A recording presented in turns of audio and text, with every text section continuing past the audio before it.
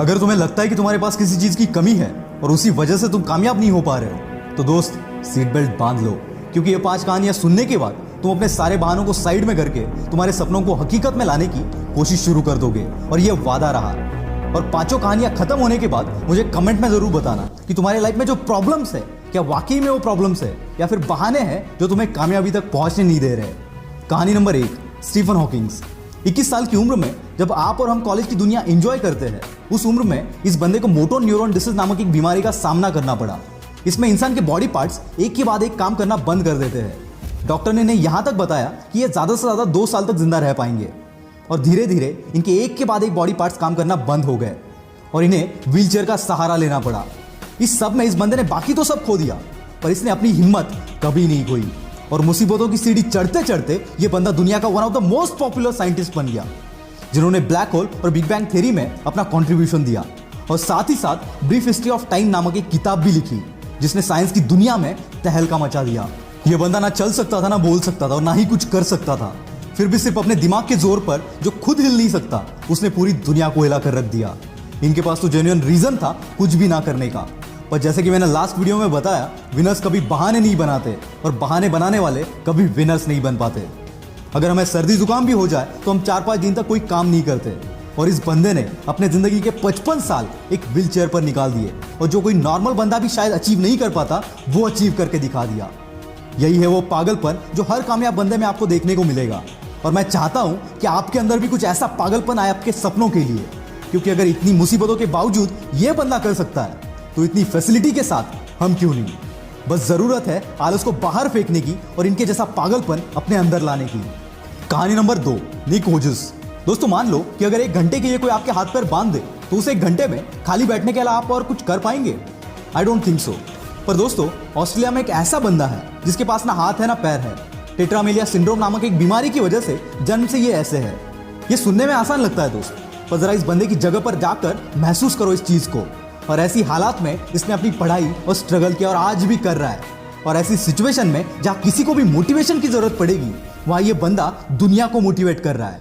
और आज दुनिया का one of the top motivational speakers में से ये एक है। 60 से भी ज्यादा कंट्रीज में निक ने अपने मोटिवेशनल सेमिनार्स लिए, and still it's going on.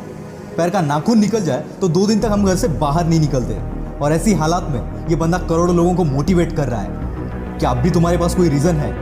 निक कहते हैं, जिंदगी में मुश्किलें आना तो आम बात है, और मुश्किलें ही वो सीढ़ी है जो हमें कामयाबी तक पहुंचाती है। नाकामयाब होने के 1000 रीजन हो सकते हैं दोस्त, पर तुम्हें उस एक रीजन पर फोकस करना है जो कामयाबी को तुम्हारे कदमों में लाकर रख दे, और ऐसा एटीट्यूड अपने अंदर लाओ।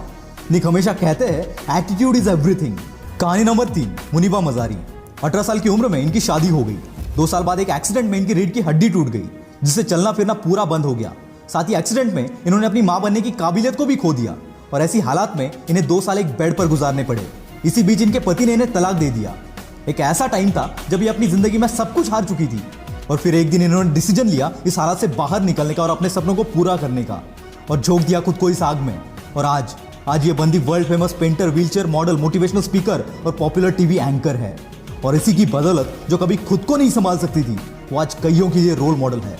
इन्हें पाकिस्तान की आयरन लेडी भी कहा जाता है। ये होती है ताकत अपने पॉजिटिव एटीट्यूड की।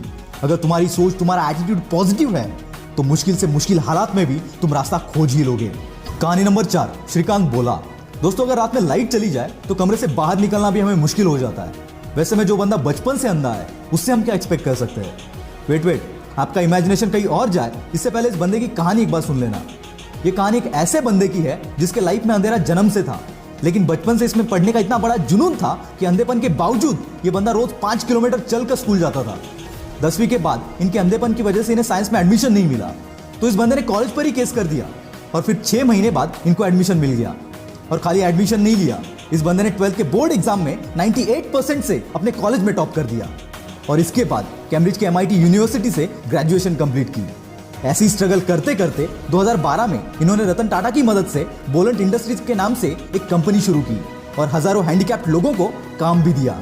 2018 में इस कंपनी का टर्नओवर था 150 करोड़। जो बंदा खुद देख नहीं सकता, वो हजारों को काम दे रहा है। Isn't it great? और इसी की बदौलत 2017 में फोर्ब्स की 30 अंडर 30 के लिस्ट में इस बंदे का नाम शामिल किया गया। इतनी मुसीबतों के बावजूद अगर ये बंदा कर सकता है, तो सोच तू क्या क्या कर सकता है।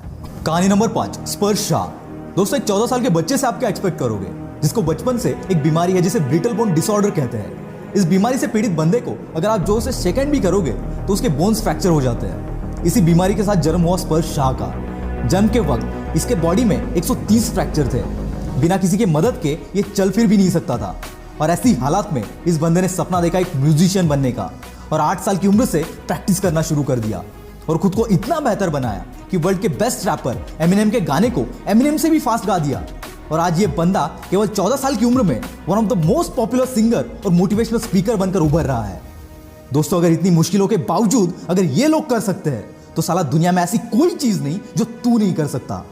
मुश्किलें तो हर एक के लाइफ में आती है, पर कामयाबी उन्हीं के पीछे भागती है जो इन मुश्किलों को अपने पैरों तले रौंद देते हैं।